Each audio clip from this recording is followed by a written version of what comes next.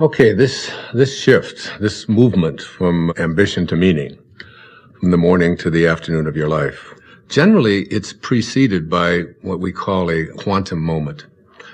Sounds strange perhaps to use a term like that, but quantum moment really refers to the characteristics of what it is like when you have what Maslow called a peak experience. The first of these qualities, there's four of them. The first of them is that it's very vivid.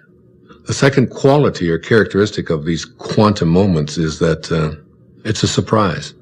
And the third characteristic of these quantum moments is that they are benevolent. They always feel good. The fourth and final quality is that it's enduring. That is, it isn't just something that comes and then goes and it's out the window. It lasts with you forever.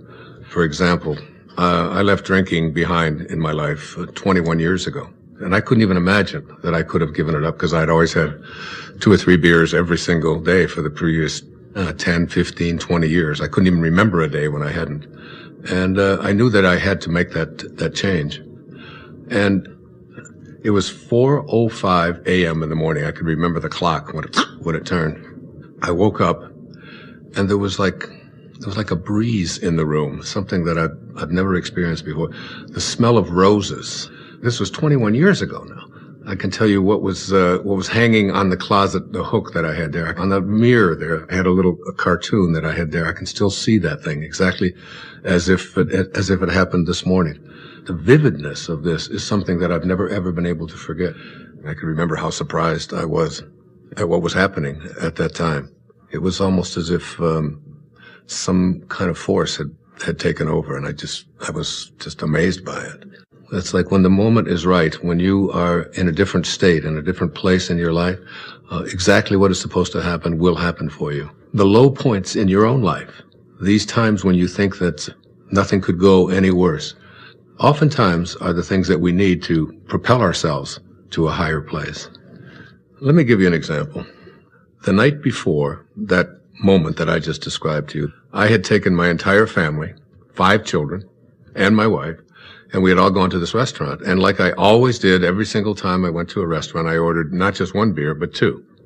And that was so that in case the waiter wasn't there when I wanted my second one, I would be able to have it.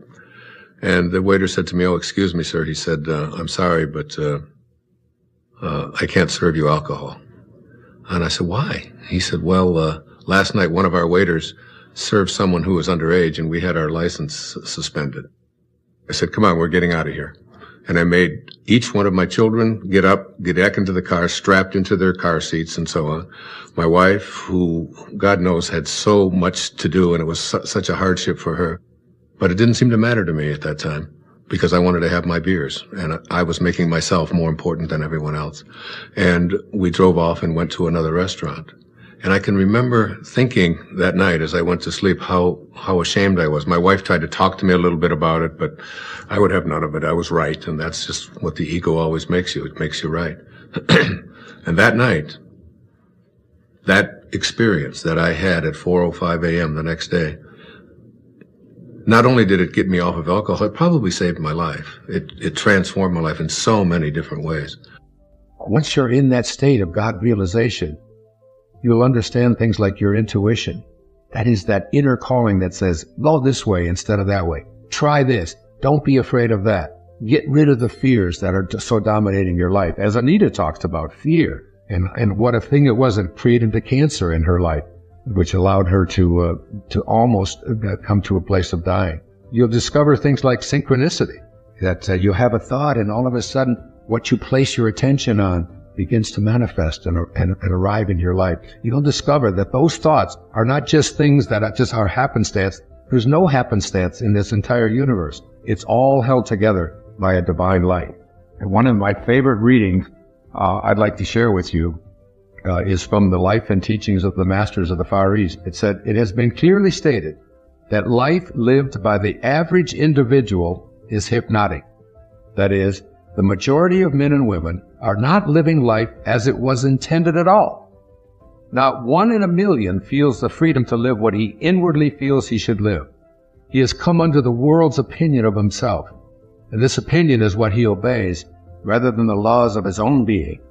In this respect, And to this degree, he is living under an hypnotic spell. It's like hypnosis. He lives under the delusion that he is a mere human being living in a merely material world and only hopes to escape it when he dies and goes to what he calls heaven. This is not the determination intended in the plan and purpose of life. Obedience to one's inner nature, the expression of life as he instinctively feels it ought to be expressed, is the very foundation of the life which the masters reveal as the only true mode of living. That is very powerful awareness, that you are not this body that you're in, this body that comes and goes. You are the invisible divine intelligence within, the same intelligence that allows a clay pot to exist. And finally, from the Masters of the Far East, the second volume, the moment you become free from the belief that you are mere human beings, subject to human laws of life and death and the limitations which human beings have imposed, that moment you will see that you are free from all human limitations and may become sons of God, if you will. The moment you realize that you are divine, that you are free from all limitations and possessed of the strength of divinity, and you know that this divinity is the place where being comes most directly in contact with God, man is then beginning to see and know that this divinity is not something to be injected into each other from without. He is beginning to know that it is the very life of each and every person, your essence, the light within you. Everything that's in the universe vibrates. Everything. So we've got a microphone here, and if you take this microphone and you look at it under a real strong microscope, you'll see that it's alive. It's a dance. It's got electrons in it, and they're all moving very fast. But they're moving at such a speed that the naked eye perceives them to be solid. They're vibrating at what we call just below the speed of light. So it appears to be solid. But we know that it isn't solid. They're just vibrating at different levels. And where we stand, what we see, everything that we see appears to, some things appear to be solid, some are fluid, but we know that everything vibrates, right? So there's a vibration in the universe. And a lot of it we can't get at, but it doesn't mean it's not there. We can't get a hold of it. And so you look at just various vibrational levels that are in the universe. Think of the relationships that you're in right now. All the relationships that you're in. Your husband, your wife, your children, your grandparents, the people that you work with, and just close your eyes just for a moment and understand they're not here. You are here alone right now. What is it that constitutes the relationship that you have with everyone else in your life? Just thought. That's all. It's just thought. What is it that constitutes everything that has happened to you up until this moment right now? Thought. Wispy thoughts. You can't get a hold of them, you can't grab them, you can't smell them, you can't experience them. You think about your wife, or you think about your child, or your husband, and you understand that when you see another human being, what you are seeing is thought. You are experiencing everyone that you experience through your mind, not through your body, not through your mind. They're not here, and yet they are, aren't they? They're not here, and yet you're in a relationship with them, aren't you? Of course you are, but they're not here. You don't have them. You don't have any form. Everything you experience in life is thought. It's thought. And the beauty of that and the glory of this is that thought is yours to do anything you want with. And when you use your thought, which is your whole experience of everything on this planet, when you use your thought to violate the principles that hold the whole system together, which is love, which is harmony, which is cooperation, harmony with the component parts of who you are in cooperation with the parts next to you and the ones next to you and so on. That when you use your thought in this way, you can transcend your form and you can transcend anything else that gets in the way of your life being exactly what it ought to be, that is, its perfection, its fellowship with the perfection of the universe, by simply thinking as you are, in the perfection that you are. And that's all it takes. There's no more magic to it than that. You change your thought, which is your experience of everything, the way that you think. When the pureness of my thought, that is, when I stopped judging myself as a writer and worrying about how the words came out, and stopped being concerned about whether I sold books, and stopped being concerned about what other people were thinking of it, and just became the I am that I am, and allowed my thinking to be only love, I sat down to write Icus, and it was magic, real magic. A transcendent human being can be any miracle. And every one of you have that capacity within you to be any miracle that you want, as soon as you unclog yourself of the way that you use your thought. How can I apply the awareness of these thoughts and how I use my mind to make my life all that I want it to be, to bring into my life the things that are important to me, to improve the quality of my relationships, to have the success and so on that I think that I'm entitled to. And it's really getting to the point where you know that every thought that you have has a potential for coming into your life, for coming into form. You start to get real cautious about having anything in your mind that isn't going to work for you. And you begin to question why you would keep any of those thoughts.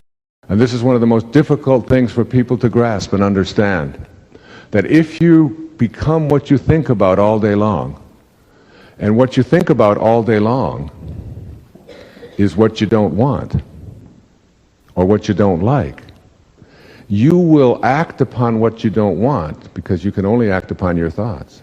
And what you don't want will continue to show up and manifest into your life. You cannot manifest thin from I hate being fat. Because if you hate being fat, your attention, your energy is on hating being fat. And you will then create more hating being fat into your life. You cannot manifest abundance from I despise being poor. Because the despising of being poor is your thought, you will attract more despising of being poor into your life. You'll have to act upon what you think about. And it gets worse. You cannot attract or manifest into your life what you want if your thoughts are on what always has been. And that's the wake. And that's your personal history.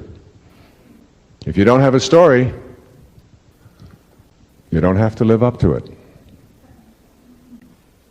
And if your thoughts are on what always has been, and you use this as a reason why you can't attract into your life what you want, because after all, it's always been this way, then even if you are really angry at the way it's always been, and your thoughts are on how angry you are at the way it always has been, what it always has been will continue to show up in your life, because you become what you think about all day long.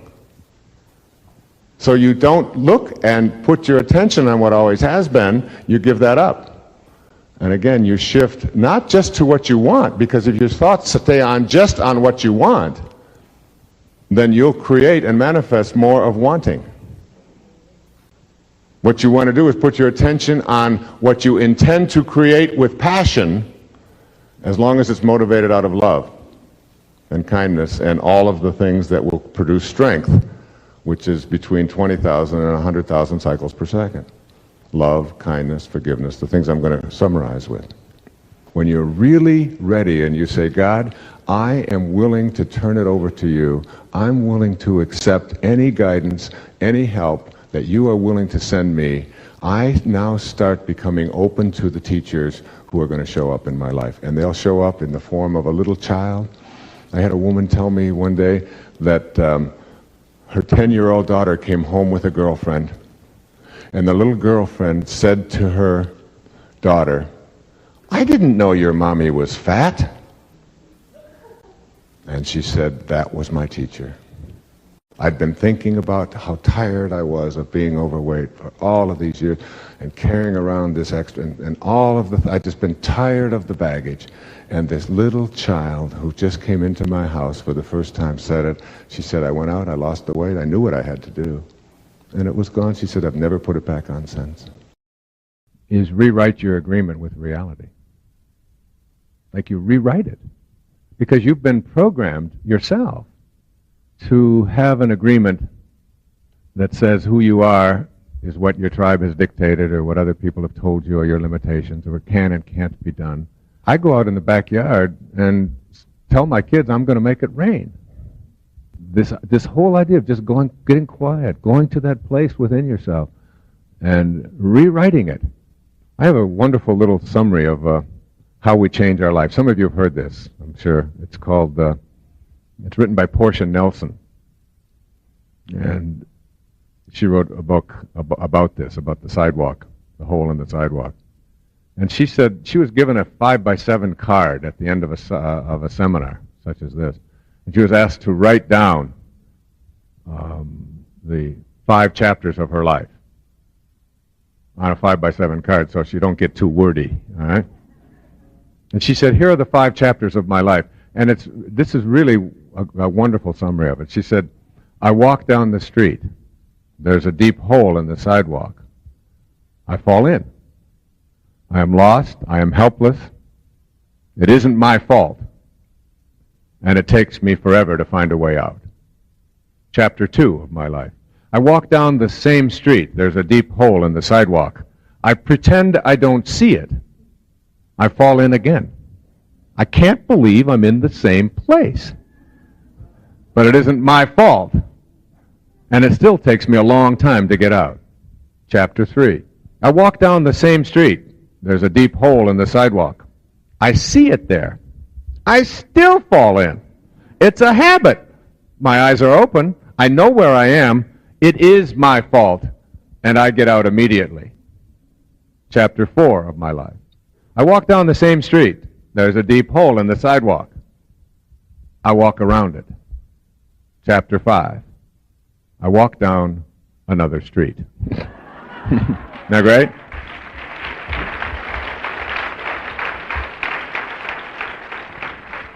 And I think walking down another street is what we're talking about, not just individually, but collectively and as a people.